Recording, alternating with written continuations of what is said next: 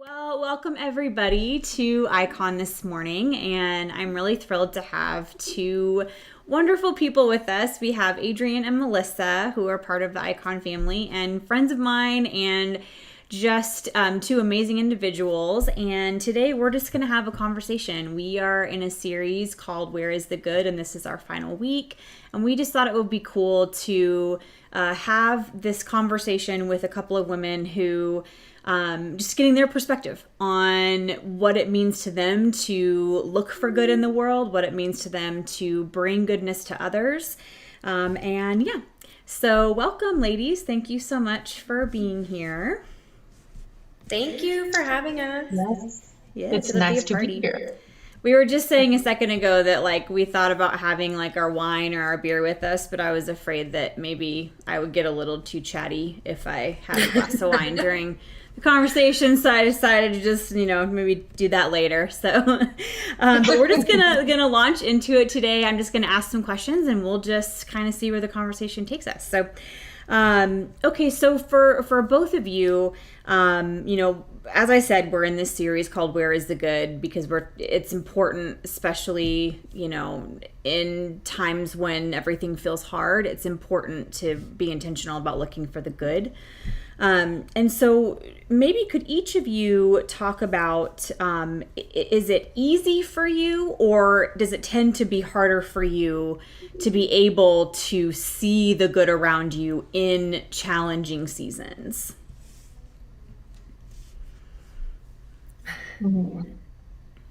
I think for me, it's definitely really hard because I can tend to be an isolator. When things get a little crazy around me, or when times get tough, like a pandemic or changing careers, things like that. So I think that can be really difficult. That's my coping mechanism, is to isolate. So I feel like our group has allowed us to always have that in place to where we can see each other and we can talk to each other, and we kind of just let the conversation go where it goes a lot of the times. And it's not as rigid of a study as some Bible studies I've done. And I think that caters to us and all of our personalities. Cool. Yeah, I would say when I'm having trouble finding the good, putting myself around other people, even if it's not, other Christians or the women's group that I'm in, I find that I have to be very purposeful with what I watch on TV, what I consume on social media, the people that I surround myself with. And it's not just, for mental health reasons, it's literally just a survival instinct. Yeah. And, it is a women's group, but I do strongly feel that Melissa leads this group. It's Melissa's women's group, and it's Icon's women's group, but Melissa has done an amazing job of not only leading, but orchestrating a lot of really amazing and good things that the group has done. And it would not be the same without her leadership. So cool. You guys have the longest running group, I think. Even from groups I've been a part of in the past, I just feel like sometimes it feels like magic to me. When I look at your group, that's the word that comes to mind when I look at what you guys are creating, because I just have watched you guys take care of people and take care of one another, and form this really beautiful community that clearly is doing good, and clearly you are finding goodness in that, or you wouldn't all still be a part of it, And I think sometimes we can think that when we talk about looking for the good, yeah, we can look around us and say, oh, well, that's good, or that's a good thing that's happening, or that person is doing something good. But I think there's also something to be said about being a willing participant in bringing goodness to others. And so could you guys maybe kind of take turns talking about that a little bit, about why, because for people who don't know, so this women's group has, over, the course of the time they've been together, have multiple times have like put together gift baskets for people, and I'm going to have them share in a little bit like some of the things that they've been a part of and really blessing others. But for you guys, why is it that why is it important to you that not only do you look for goodness kind of around you, but that you are a willing participant in bringing goodness to other people? Why is that a value for you?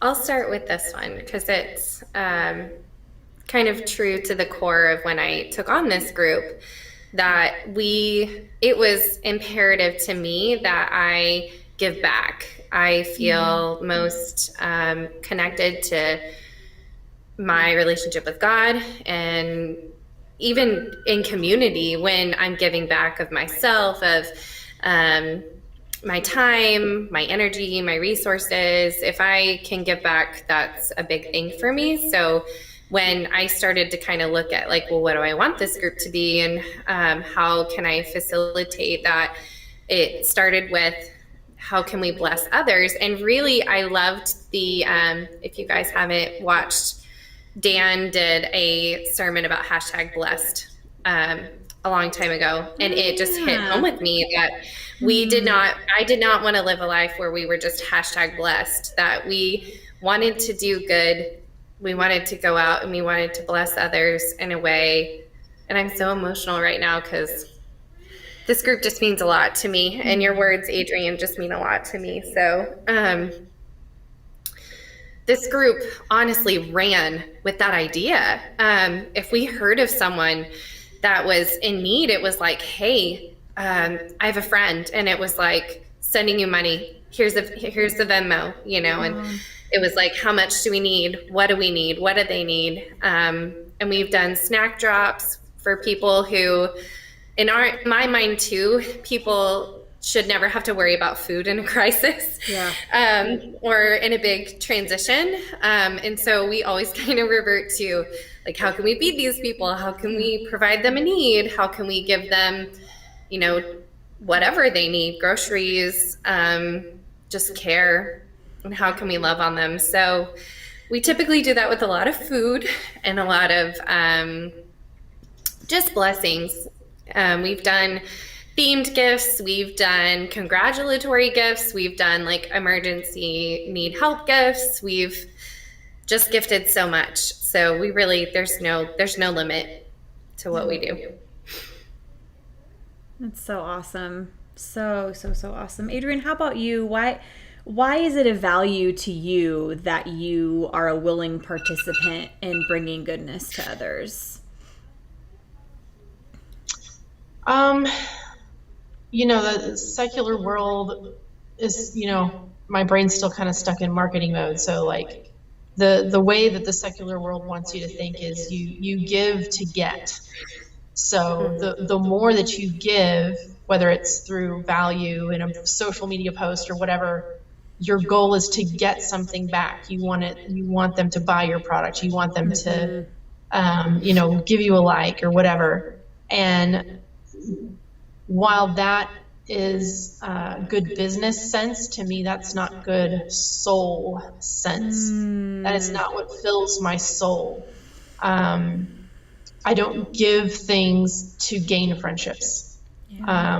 This group has shown me that by participating in giving, it strengthens bonds, especially between women. I mean, it is a women's group. So to me, all of us having that same servant's heart to give is what helps us find the goodness, not just in seeing the joy in other people, although Melissa is very sneaky about her gift drops. She does not take pictures or get sneaky video or anything. All we get is like, this is what they said to me in a text, or sometimes the group will give something and then the person receiving it will write a letter. So like Jenny will like send a picture of a, thank you card that she got in the mail. group gave so generously to my family for my son's back to school. I had my son wear the backpack and all the things and made a video. And he was like, "Thank you, church ladies." I mean, it's just, there's a lot of joy and peace that comes through giving that is unlike any other thing to me on this planet. So I don't know if that answers your question, but no, it does. And I love the thing that you said about it, like taking care of your soul. Like, how, I just think that, and then just the whole, like, as you were talking, I'm like, yeah, like giving, like doing good for others, it's not transactional. Like there are so many times where I think we're tempted to make things transactional, because you're right, like that's how so many things work around us. It's like you put an effort so that you can get a certain outcome. You give so that you can get. Like there's so many things around us that can be transactional, and I think that's the beauty about truly wanting to do good and to give, is that it's not with the intent to try to get anything for yourself, but it's simply to be able to lift that person up and to help fill that person's soul. And it's just so beautiful. It's such a beautiful picture of what I think we're supposed to be as human beings, as in particular the body of Christ, like the way that we care for each other. And and I love how in scripture where it talks about, how the church is Christ's body and it's made up of many parts, and each part, does its work, and how also in that it's like if one part of the body is in need or doesn't have enough, or is struggling, or just needs encouragement, that's what a body does. Is again, it's like if I break my leg, like I'm not, like the rest of my body isn't going to just make the leg try to do things that it can't do. Like, no, the rest of my body is going to kind of compensate for what the leg can't do, and it's going to like help I'm going to find a way to survive and thrive, in the middle of it. And it's the same with us. And I just think that's what you guys have done. You've done that not transactional, but the giving, because you genuinely want to lift up other people. And it's just really, really beautiful to see that at work. It's almost my mission to figure out how to be as sneaky as possible when it comes to our drops. And I will literally like drop and run. And, we did one for Dan, and I remember Dan was like waving as I drove by. Oh, hi, thank you. So, yeah, we're pretty good about trying to kind of give anonymously. We've never made it mandatory. We've never made it something that is required. And when I sign cards, it's just thank you from the women's group for, what you do for us, or, we are sending you love prayers, whatever, but we've never, it's not something that it just comes so naturally. And I am shocked every single time we give and we do another blessing gift. They get bigger every time. It's insane how everything pours in, and like I'm shocked as to how much people have given. It's crazy. It's just it's insane. Do you have like a rough estimate like of how much you think over time? And maybe you may not. You might just be like, I don't even know, because it's too much to even count. But yeah, I mean, we're definitely in the thousands at this point, between grocery gifts and, we've done a lot of monetary gifts. We haven't done a lot of events just because of COVID. Sure. That was something we talked a lot about, that we want to in the future do more like actual, like going to a food bank or a women's shelter, actually giving of our time rather than just resources. But definitely thousands of dollars. Yeah. I can't even And I don't know. how many women are in your group? On average, we have about 12 that are standard members. Then we have, right now my roster is at 22, but that's kind of, we've had women come and go. We have Sure. women who have expressed interest and never come, but Yeah. they still want to receive the emails just in case, you know. Yeah. But normally we have about 12, and there's about 8, I would say, that are really, really core members. We're all in a group text, and yeah, we talk regularly, So, weekly. 12 women over the past, year or so, whatever, have given thousands of dollars toward Yes. caring for other people. I mean, it's just, I think sometimes when we talk about doing good, and even in this series so far, we've talked about world relief and like giving towards helping immigrants and refugees. We've talked about or just kind of bigger organizations, that people can be a part of, and that's awesome. I also, though, want people to understand that like doing good doesn't have to always look like this big, huge thing, that it can happen sometimes in smaller or even just ways that maybe aren't noticed by a lot of people, where it's like these beautiful acts of goodness that are being done that by and large most people aren't ever going to know that you participated in that. And yet, Adrienne, you just said, you were a recipient one time. Dan and I both have been, and it's like it does something to you. It like makes you feel seen when people do that, and that's huge, So I think some people can get a little overwhelmed and maybe feel like I don't have a lot to offer, or I don't have a lot of resources.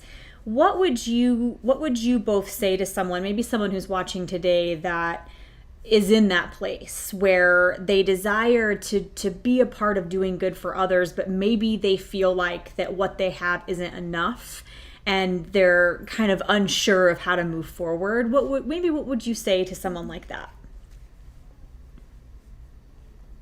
I can answer that. Sure. When I first started attending the women's group, I want to say it was right before I was laid off during the height of the pandemic. Mm-hmm. And I was really craving in-person, like person time, Christian women time. Yeah. So this was back when we were all afraid to get within like 20 feet of each other. Yeah. So we went out at the old building, and each of us brought beer and sat about 30 feet apart under the overhang. And, we didn't like get really drunk, but we enjoyed some female Christian fellowship time there in the evening. And I just remember going to those and realizing that it wasn't about, putting monetarily a gift together. It was about being a listening ear. A lot of us just really needed somebody to like connect, Yep. to listen, to possibly give advice. I think that's what's really awesome about this women's group is that a lot of us are good at just listening. I am not good at listening. I want to know more about the situation so that I can fix it. And so I ask way too many qualifying questions. But Melissa and Jenny and Christine, a lot of these women are just like, I hear you, I see you, I'm sorry that you're going through this. And I think for someone who doesn't have stuff or money, usually has time that they can give of their time.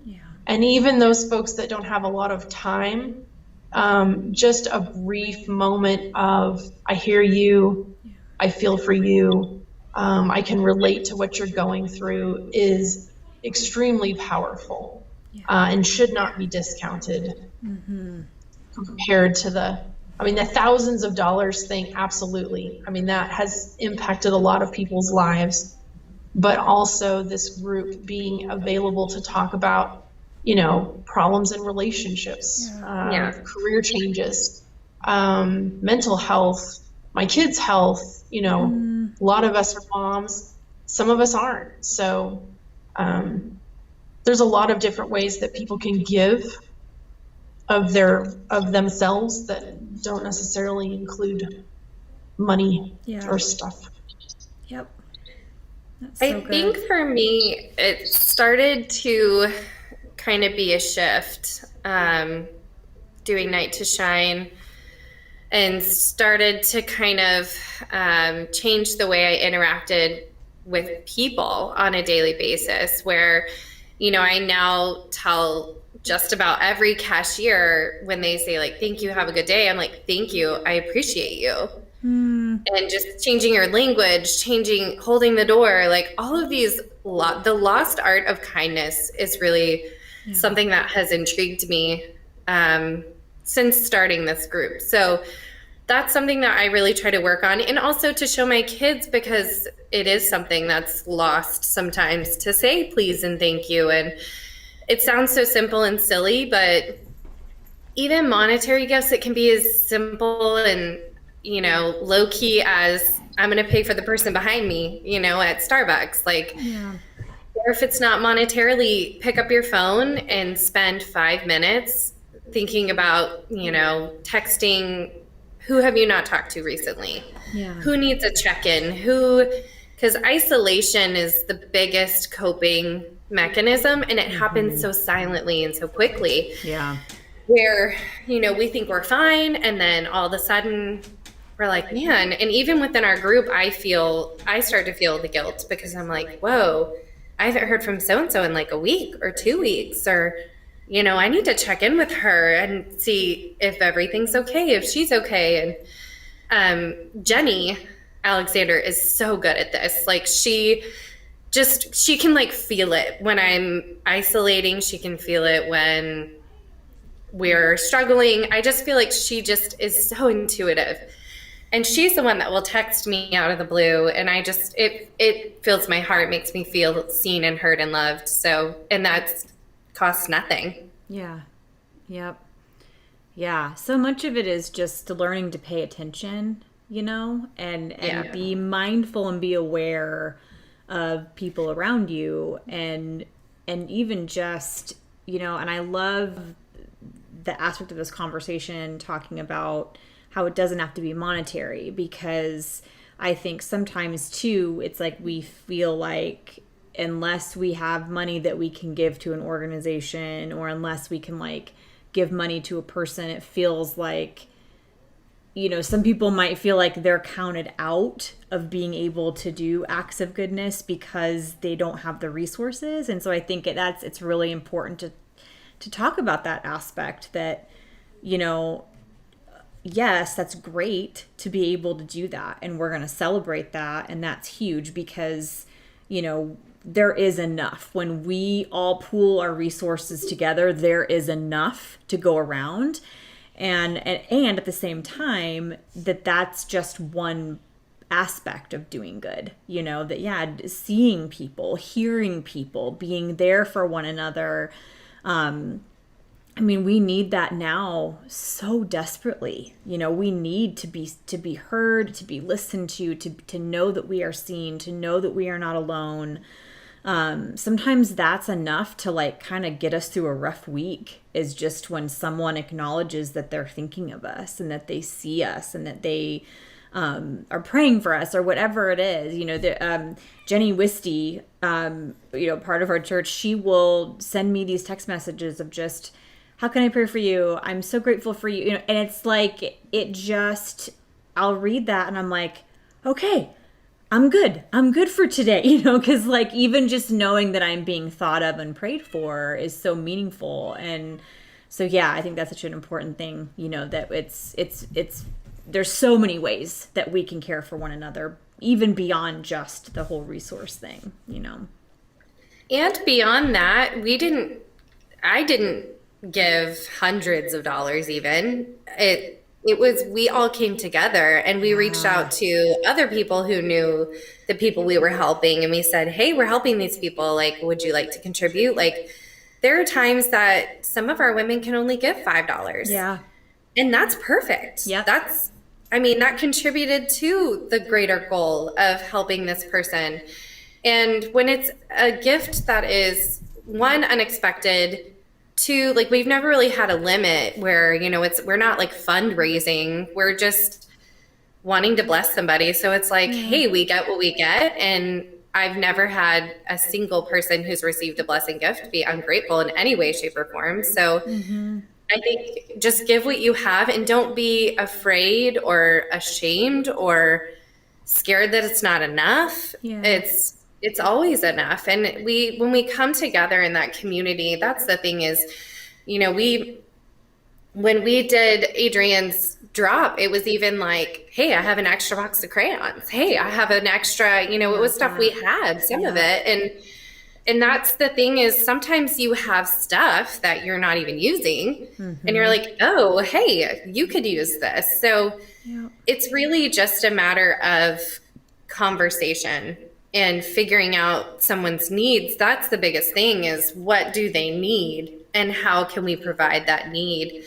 Sometimes it is monetarily and sometimes it's, hey, we know that this person needs community. We know that they need a friend.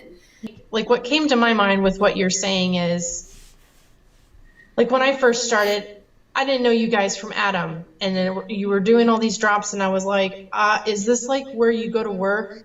And they're like, hey, coworkers, so-and-so that you don't know is having a birthday. What would you like to give? And you're like, well, I have like $5. I don't know this person. Here's some $5.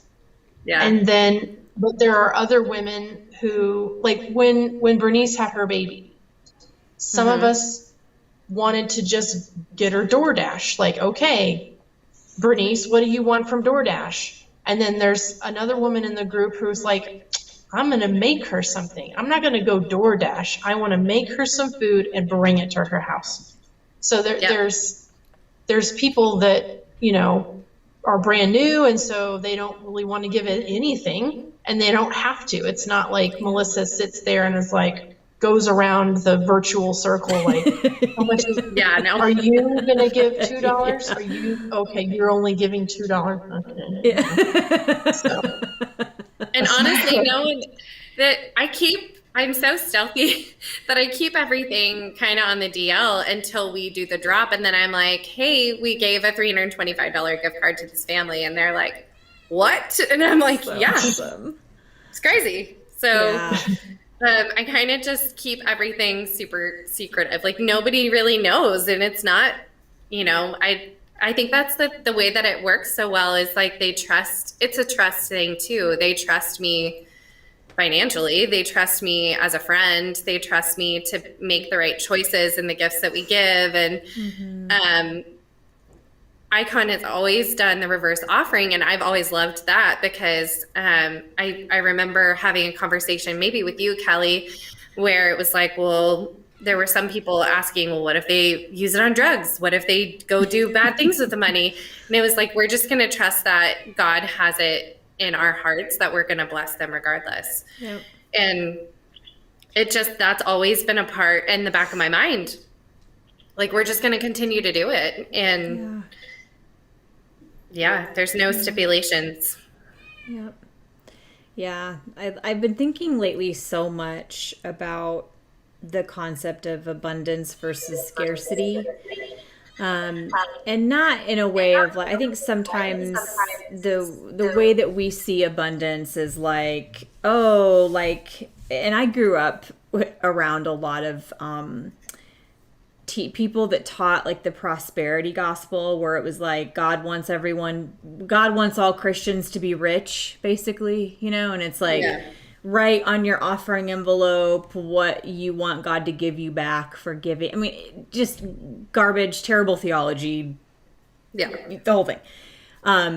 So when I talk about abundance, not like this, a lot of times we think of abundance of God wants me to have an abundance. Like I should have, I should be rich. I should have all this stuff. And it's like, no, like I think it's more of a state of mind, than anything else, where it's like, and I loved, Adrienne, what you shared last week at the in-person about when was it at the PAC that they did the food bank did the big food distribution, and how you were talking about how there were people that were concerned because they're looking out and they're seeing the number of people in the parking lot and are starting to get concerned there's not going to be enough, and how the workers kept reassuring everyone, we promise you there is enough. And I think we live in a world that has sort of forced a lot of people to operate in scarcity, because we do live in a world where, unfortunately, it's like there are a lot of people that kind of hold the majority of the resources, while there are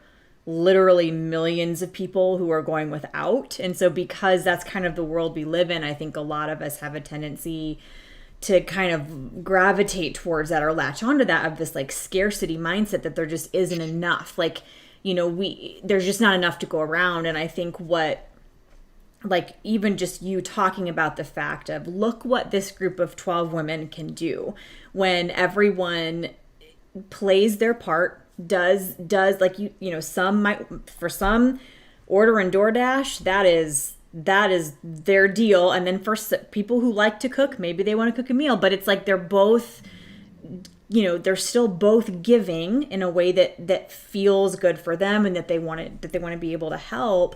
And I just think that's what I just keep thinking about, is like abundance and scarcity, and how when we all come together, there is enough. Like, of course, no one individual is going to be able to take care of or provide for every single person in their community. Like, that's just not how it's supposed to work. But when we all give our $2 or our $5 and everyone's doing that, it's just, I think that's just a beautiful, beautiful picture of of what the church is meant to be. That I think in the book of Acts, when they talk about how they all pooled their resources together, and it said no one went without. Everyone's needs. Can you imagine? Like, gosh, when I think about goodness, I'm like, can you just imagine if we started seeing shifts like that, not just in our churches, but like in our communities, where it was like, we find out that there's certain people that are maybe living in food insecurity, and we're like, no, that doesn't have to happen, because there is enough. Like, if we all come together, we can ensure that there is enough for everyone. And I think what I love about the stories you're telling and about your group is, I feel like you guys are such an inspiration to the rest of us that really is true. That there really is enough to go around, and that really beautiful things can happen when we decide that we are going to truly care for one another. So thank you guys for modeling that so beautifully within your group of how to live in community with each other, how to care for each other, how to provide for one another. I'm just so impressed by you guys, and so inspired by the work that you guys are doing, and the way that you're just putting yourselves out there and really, really showing up, and you really are being the embodiment of love in the things that you're doing. I love it. I think you guys are doing such good work. Do either of you guys, we'll go ahead here in a second and start to wrap this up. But do either of you guys have any just kind of parting words or anything, any words of encouragement or anything that you would like to say as we wrap up? I think the biggest reveal for me recently, and kind of the way that God has spoken to me in this group, is it is rare. It's rare to have this community of women. And I don't know if it's we as women, especially in our group, think that we need to do all of it ourselves, and that kind of sharing is weakness. But I guess my encouragement would be, find your tribe of women, that you can be yourself, you can be different, you can all have the same views, you can have different views, but find your tribe of women, because I honestly know this is a lifeline. And talking to my sister who's within the church, she's like, I just wish I had something like this. And, you know, whether you have to create it, whether it's small and mighty, if you're a group of 2 or 3, but, you know, make it a priority to find those women, and don't feel weird about making new friends, because that's really hard. Yeah. And reaching out and trying to be yourself. And it's really hard to be yourself with all your messy bits too. But, you know, we as women, we need to help each other. We need to support each other. You need your tribe of women. You just do. So that would be my encouragement, is I feel like now more than ever, we as women really need to support each other and just see what we can do with all of the amazing gifts that we have and we can give to others. Yeah, for sure. Yep. Adrienne, any parting words you would like to share? I think I'll just piggyback off what Melissa said, in that finding your tribe of women, or of men, or a co-ed, you know, being able to find that group, and don't go into it thinking, okay, how can I help change the world? You know, how can I get food to everyone? How can I help every homeless person in Austin, Texas? Like, you are not going to be able to do it all. And even though you may find a really kick butt group of people, that even they can't do it all. Yeah. And it's important to know that you can do good, and you've got to have realistic expectations of the people in the group, as well as what the group can do. And I think that's another thing that makes Icon especially unique, is that Icon does a really good job of looking at what good is from a lot of different angles. And it is amazing what people can do when we pool our resources together. What people can do when we have good leadership like Melissa, like you, Kelly. But at the same time, that leadership in that group has to know that doing good is also, like, doing just enough is also good. I don't know if I'm making myself clear. Like, you are enough. And if you're doing good, that's enough. I know myself personally, I'm like, well, I couldn't, you know, I passed this homeless guy on the way to South Park Meadows and I didn't give him any cash. I'm not a good person. Or, you know, the women's group helped our family financially as far as getting my son back to school supplies and working with us on some food stuff. But I wasn't able to help every other single woman in the group, you know. So knowing that you're enough and the amount of good that you can give is enough is super important. And I also think as leadership, in which I hate that word, I prefer facilitator almost, but because I feel like I'm just one of them. There's not anything special necessarily about me, but I feel like as someone who's kind of driving the ship a little bit, you have to know when we can't constantly be taxing our resources. We take breaks, you know. Sometimes it's a busy season in life. Sometimes it's a busy transition. Sometimes it's hard for me. You know, my husband's been out of work for 5 months. Like, I haven't been able to drive the ship, and I'm not going to ask of them more than I would ask of myself. So, you know, that can play a factor in a little bit of imposter syndrome. Like, just knowing how to look at all the things that you have as resources, and knowing that, you know, we can't constantly be doing a Bible study, but knowing that there is good in the fact that we're going to go on a hike together. And we all need that. You know, when we get together, there is good. And that's the thing, is whether there's more good, I feel like, that comes from us coming together in community than the thousands of dollars that we could ever drop at somebody's door. Wow. So that to me is what that's really where the gold is, those moments where we sat under that awning 6 feet away from each other and had beers filled my soul. Yeah. It saved me that day, Yeah.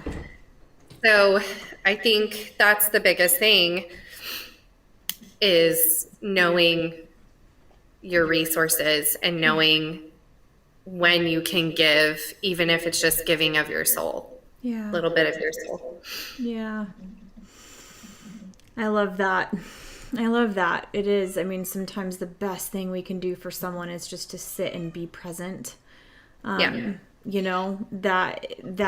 is just, it's huge. It's huge. And I think, learning, using that discernment of being realistic with our capacity, that doesn't, like you said, Adrienne, that doesn't make us less than, or, knowing your capacity and knowing your boundaries and knowing what, like, your limits, is actually healthy and good, and that enables other people to step up. Like, there are times when I will be tapped out and I won't have anything else to contribute in that moment, but other people will.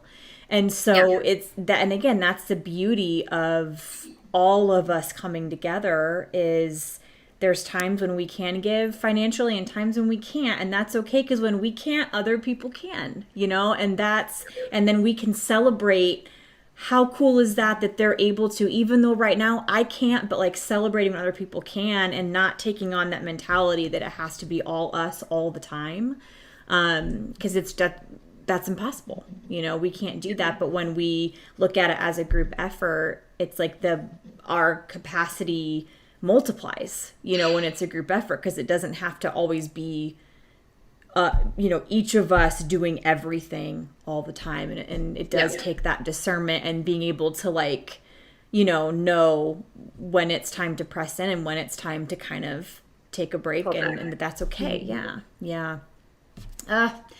Well, I guess we've been talking for 45 minutes, you guys. I seriously thought we'd only been talking for like 20, and I was like, holy cow, we have really been going. So, but it's great, because everything you guys said has been so good and so hopeful and so encouraging and inspiring. And I'm hoping that people that are watching today will listen to you guys and hear the things that you're a part of, and that will compel them to find our people. We need to find our people that we can connect with, and that we can